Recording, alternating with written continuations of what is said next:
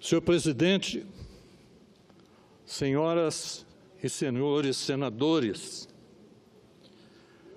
eu tenho constantemente, senhor presidente, ficado um pouco constrangido com afirmações que eu tenho ouvido com uma certa constância destas e de outras tribunas desse Congresso Nacional.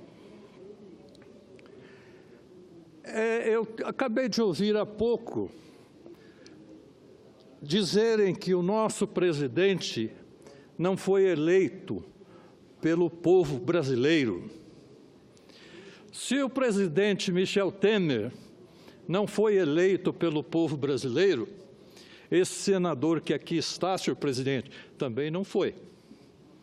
Porque da mesma forma que o presidente Michel Temer emprestou seu nome e emprestou o seu partido para compor uma chapa que saiu vitoriosa, da mesma forma aconteceu comigo, participando de uma chapa com o honrado senador da República, Luizio Nunes Ferreira. Eu não emprestei o meu nome, porque é um nome muito modesto, senhor presidente, mas emprestamos o nosso partido, o PMDB, que é um grande partido e que tem uma história nesse país. Mas vamos mais longe um pouco. Ouvi aqui há pouco o comentário de um fato que também me constrange muito. É o fato daquele apartamento lá em Salvador, quando se descobriram lá uma imensa quantia de dinheiros que não se sabe de onde veio.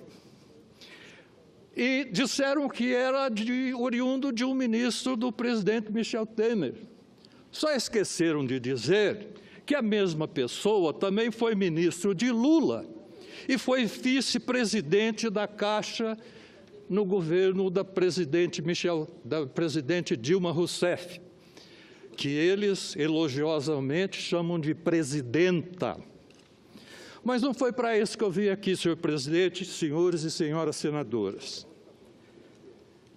Em meu discurso de posse no Senado Federal, estabeleci 3 fundamentos para nortear minha atividade política, minha plataforma de trabalho nesta casa.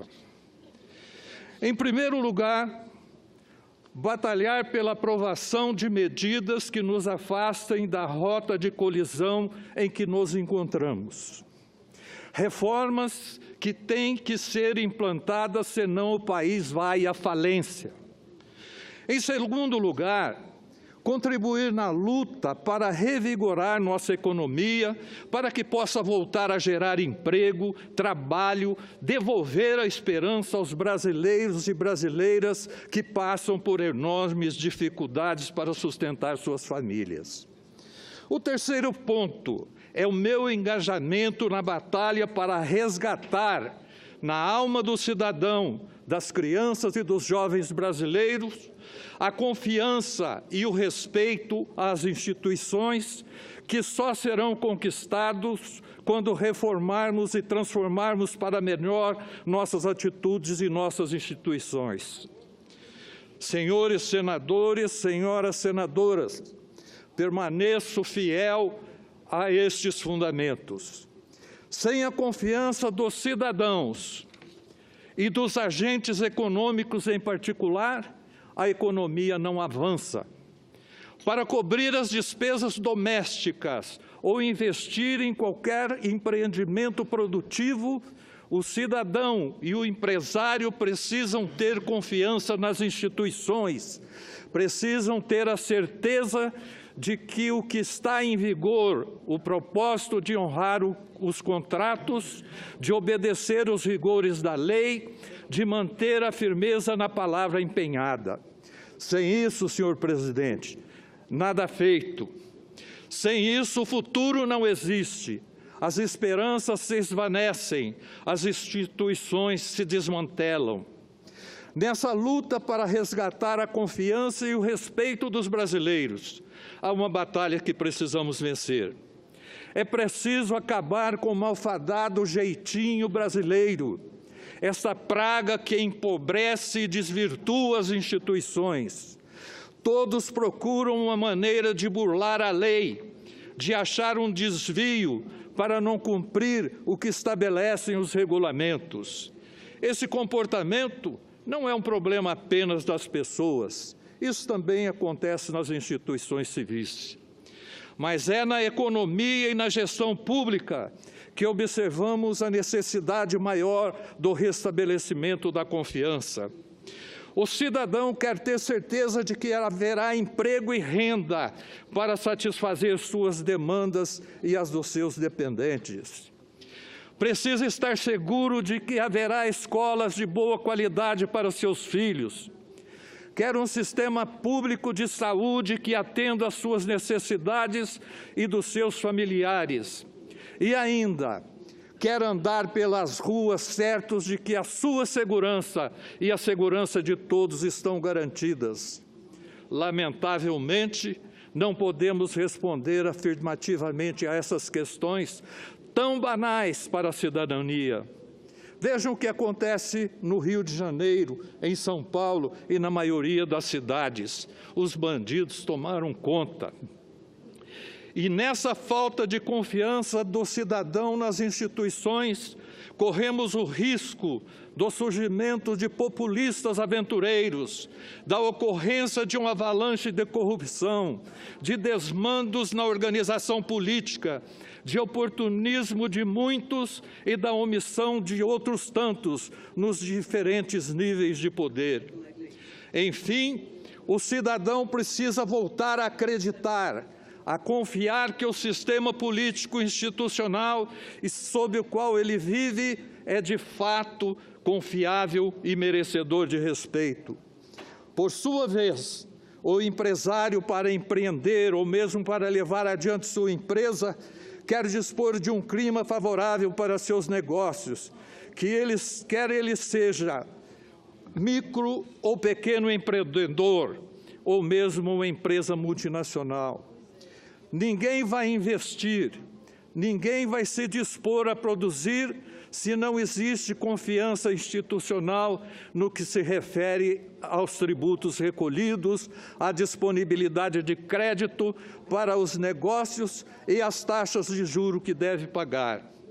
E, principalmente, se haverá demanda para seus produtos, porque consumidores desempregados e sem rendimentos não concretizam as demandas de mercado. O mesmo pode-se dizer quanto às privatizações ou concessões de ativos públicos, onde os cenários desenhados muitas vezes não correspondem à realidade. Veja o caso de alguns aeroportos que foram concedidos à iniciativa privada. O Aeroporto Internacional de Viracopos, em Campinas, senhor presidente, está sendo devolvido para nova licitação. Senhor presidente, senhoras e senhores senadores, com o avanço da modernização tecnológica e com a persistente globalização, o mundo muda mais rapidamente hoje do que ontem, e o Brasil é parte desse universo de transformação. As grandes corporações alteram suas formas organizacionais, com regionalizações continentais e funções de produção, introduzindo cada vez mais nas cadeias produtivas a robotização, a padronização de modelos, a universalização do sofrimento dos insumos. O que acarreta de imediato a diminuição da demanda por trabalhadores. Isso quer dizer desindustrialização e grandes deslocamentos no mercado de trabalho. Desemprego, enfim. A economia mundial se transforma, cresce, tornando-se um mercado global onde todos querem vender de tudo para todos. Não dá para ficar apenas com um amplo mercado interno, pois a concorrência vem de todos os lados, de todos os continentes, especialmente de países como a China e outros países asiáticos. É preciso globalizar-se, participar realmente da economia internacional com empresas brasileiras e corporações multinacionais. Mas esse salto exige um clima institucional sadio, austero e, sobretudo, confiável. O nome disso é confiança. Resgatar. Com a sua tolerância, senhor presidente, já vou encerrar.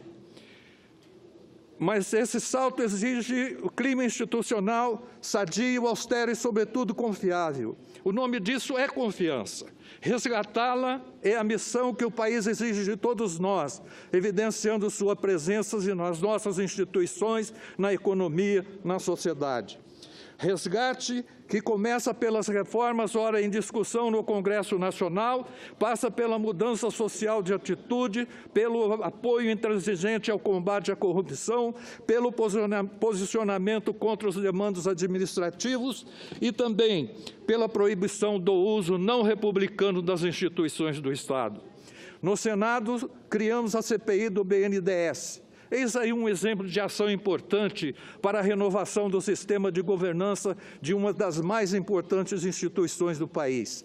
O BNDES é um grande fomentador de desenvolvimento, mas precisa aperfeiçoar suas ferramentas de gestão para que seus investimentos retornem em benefícios para a economia e para a sociedade brasileira. No Congresso, já aprovamos a reforma trabalhista com vista a modernizar as relações empregador-empregado. Falta analisar, discutir e votar as reformas da Previdência tributária e eleitoral. O reflexo das reformas, as consequências positivas que elas trarão, vão restabelecer a confiança. Por isso é tão urgente reformar o Brasil. Se o setor produtivo e os brasileiros retomarem a confiança nas instituições e nos políticos, nossa nação resgatará sua importância para o mundo, sua importância no presente e para o futuro das novas gerações. Muito obrigado, senhor presidente.